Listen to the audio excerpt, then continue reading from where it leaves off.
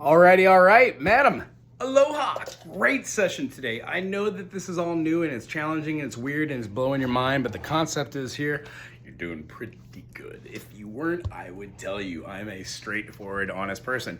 The fact that you can get notes out of your mouthpiece on the first day was wonderful. The fact that we're only 2 lessons in and you understand the idea of half steps, how to move between those notes is wonderful. Remember, when putting on the mouthpiece, make sure that the reed is nice and flush. I would say stop, not stop, but use a little bit of less lipstick on the bottom lip when you're going to do it. If nothing else, just use a fresh reed and wipe off just the bottom lip so it doesn't, all the resins and the oils don't get into the fibers of the reed, thusly making it harder for it to vibrate, thusly making it harder to get a tone. Yada, yada, I digress. So with our instrument, make sure that it's snug up against us here. We're sitting to the side or we have it in the middle, but you know, proper etiquette right here. Feel free to move your mouthpiece a little bit to the side to make it a little even so you're not tilted, because it gets hard sight reading music when we're doing that. However, let's go ahead and practice our C sharp, meaning, I gotta get that light on my eye. We're gonna be playing just no hands, just our thumb on the back hook and on the thumb pad. Big breath, 4 beats. 1, 2, ready, go. 2, 3, 4. 2, 3, 4. 2, 3, 4.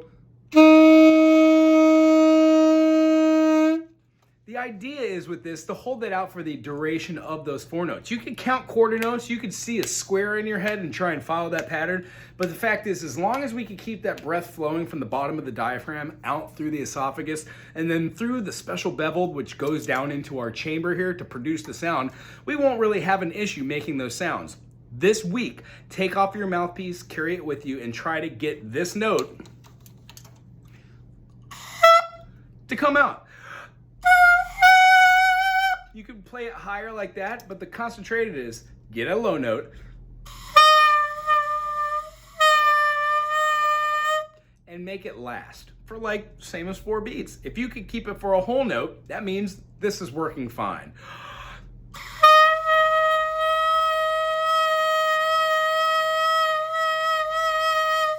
What we do is we practice on putting air through the fuselage here into the back of the chamber, and we affect the instrument in different ways. Remember when putting your mouthpiece onto your cork that you have a little bit over a 1/4 inch right here, about the size of a pinky fingernail. And then when you have this, that your ligatures on your front of your mouthpiece are not extending past the lip here, and that they're on the bottom, and that they're they're going the same way. So here are a view of our chords. C sharp, which is all open. Notice the difference between the 2 sounds. One of them, I'm making my lips very rigid and stiff. The other one, they're very loose and goofy. You can see and hear the difference in the note.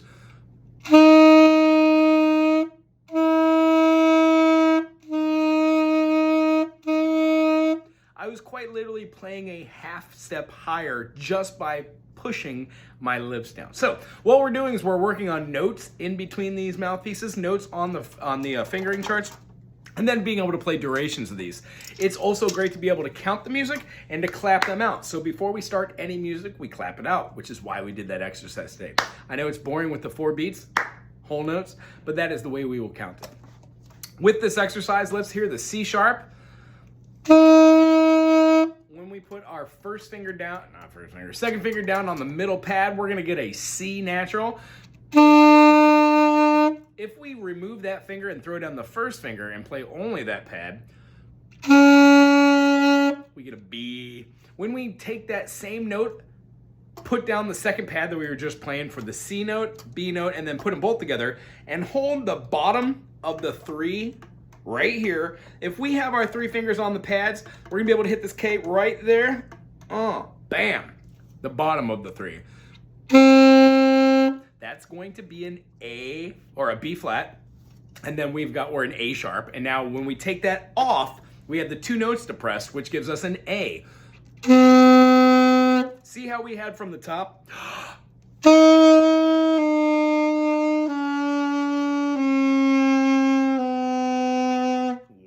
And then the next one we're going to do is an A flat. So hold your A and then hit the G. Make that thing go flat. And when I say the G, I mean the pad, not the chord. When I say pads, I mean these pads and then these buttons. I can just call it the pinky button if you like. So here we go. C sharp, C, B, B flat, A flat, and G. I actually should say D flat if we're going to be going all flats or sharps, but it doesn't matter.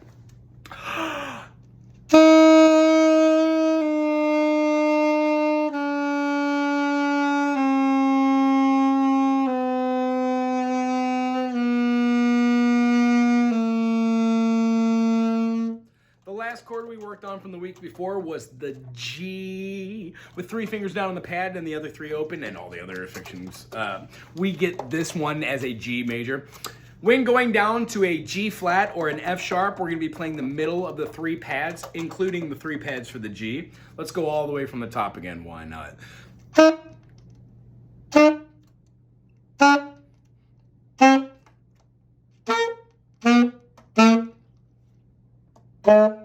Meaning, when I played that lower note, I had to go down here and throw that out there. Here's where it gets interesting. The notes as you go down get harder, and it relies on us to get better embouchure with our mouth. So the concept is, top to bottom, if you could go from a D flat or a C sharp all the way down, following the notes from the G to the G flat or the F sharp, it does the same thing that the top half does. It flips over to get the note right below it, which would be an F note or an E sharp. And then we have a, when we put 2 fingers down here, we have an E flat or a D sharp. And then when we put our fingers right here, we get all 3 pads down, and then we get our pinky right here, which means this is gonna be a C sharp, or it's gonna go right before the D. C sharp, C, B, B flat, A flat, G, G flat. We're gonna have a, well, we can have an F. We can have an E, E flat. And then when we take our finger off that pad there, we get a D. That's as far as we're gonna go today, because adding on the additional F sharp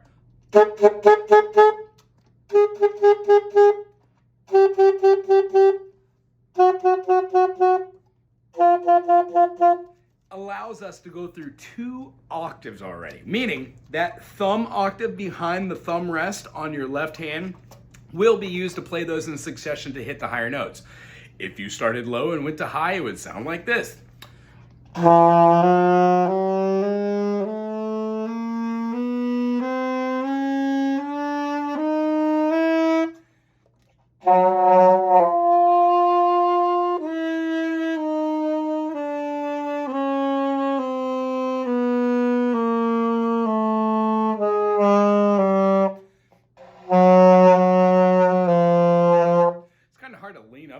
Too. If you want, try playing with the saxophone standing up and get used to that breathing, because you have different breathing patterns for sitting down and standing up. When learning how to play, I suggest playing to the side, because that is concert style. And then when playing at home, practicing, try and get the saxophone in front of you and look at your fingerings in the mirror so you're not wondering what you're doing. Great job today. Pick up that book if you can. The Rubank book is the book that you learn from. It just is. Pretty much for woodwinds. I think a lot of people do that for brass as well, but hands down woodwinds like clarinet, oboe, saxophone, most definitely is gonna go with this 4-part book series. The book we're working on right now is the elementary, intermediate, entry-level beginner book, and it will go to the intermediate.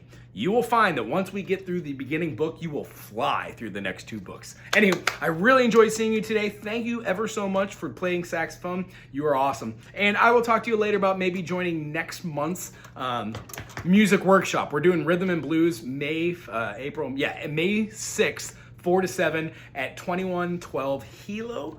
The Big Island Guitars. So I would love for you to sing, maybe one of those Big Mama songs like Hound Dog or something we're chit-chatting about. And then I would absolutely love you to play easy lines with me over the top of blues music. An easy line that you could play over one of our songs would be like...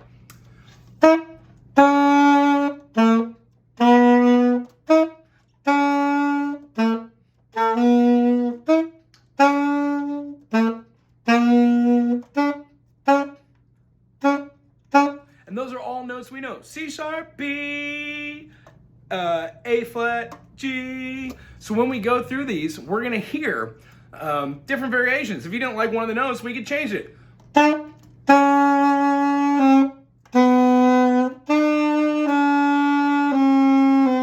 The idea for these workshops and these sessions is to be comfortable with the notes we know, have fun playing with others where there is no expectation, and to ask questions. When you're a part of a group and asking questions and being in the moment, you find that it's lots of fun to have your sax around when other people are playing, because they will absolutely want you to play no matter what level you're at. And because I'll be there with you, all we need to do is play harmony notes. The two first notes for the two first measures for the lesson are a B note and an A note. This week, in correlation to playing the notes that you worked on, working on the mouthpiece, the armature, while it's not even on the saxophone, while you're just hanging out doing stuff, is to play your tongue against the reed after you play a note. Hold it for 2 beats and put your tongue against. B. Hear how it immediately cut off? Because I'm cutting the air off from going through. That's how I get articulation. Quarter note. 8th note. 16th note. And then everybody loves doing this, but it's kind of like the Mexican, not Mexican, the Spanish ar, but with saxophone. It sounds like we're doing 30-second notes and it's dirty. Yeah. I'll teach you how to do that another time, but for this week, try and do a whole note.